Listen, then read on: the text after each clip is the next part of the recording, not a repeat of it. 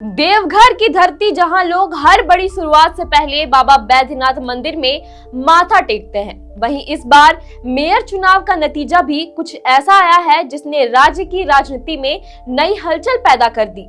झामुमो समर्थित रवि कुमार राउत ने भाजपा समर्थित रीता चौरसिया को 5148 वोटों से हराकर साफ जीत दर्ज की। शुरुआत में मुकाबला कड़ा था, लेकिन जैसे जैसे राउंड आगे बढ़े तस्वीर पूरी तरह बदल गई।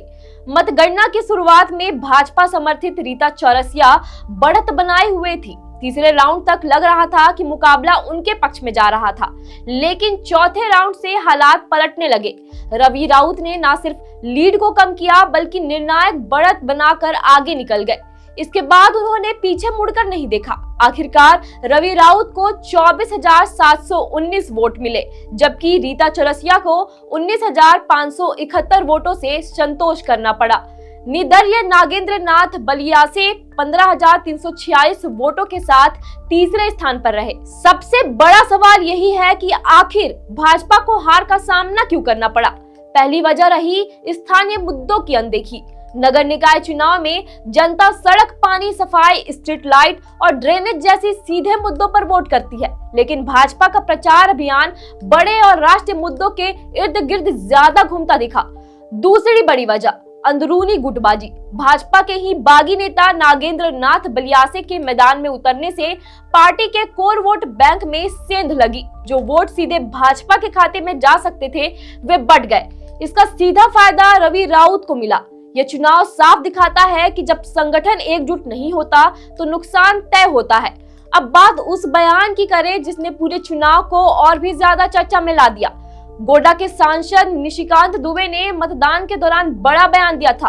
उन्होंने कहा था कि अगर भाजपा का मेयर नहीं चुना गया तो शहरी विकास के लिए 1000 करोड़ का फंड नहीं मिलेगा, क्योंकि यह पैसा विकास के लिए है, भ्रष्टाचारियों के लिए नहीं।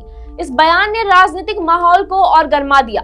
विपक्ष ने इस जनता पर दबाव बनाने की कोशिश बताया, जबकि भाजपा ने इसे विकास की चेतावनी कहा।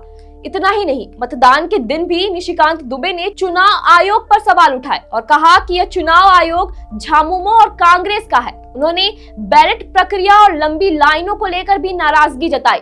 उनके बयान से साफ था कि भाजपा इस चुनाव को प्रतिष्ठा का सवाल मानकर चल रही थी, लेकिन नतीजों ने दिखा दिया कि जनता ने अपना फैसला अलग आधार पर दिया। देवघर और मधुपुर दोनों जगह भाजपा को उम्मीद के मुताबिक परिणाम नहीं मिले।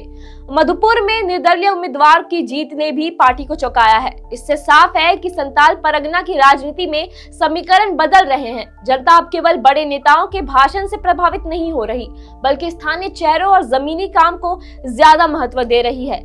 देवघर का यह चुनाव सिर्फ एक मेयर की जीत हार नहीं है। ये संदेश है कि नगर निकाय चुनाव में रणनीति अलग होनी चाहिए, संगठन मजबूत चाहिए और सबसे जरूरी है जनता का भरोसा। खैर, आपकी क्या राय है हमें कमेंट में जरूर बताएं और वीडियो अगर पसंद आया हो तो लाइक और शेयर करें। धन्यवाद।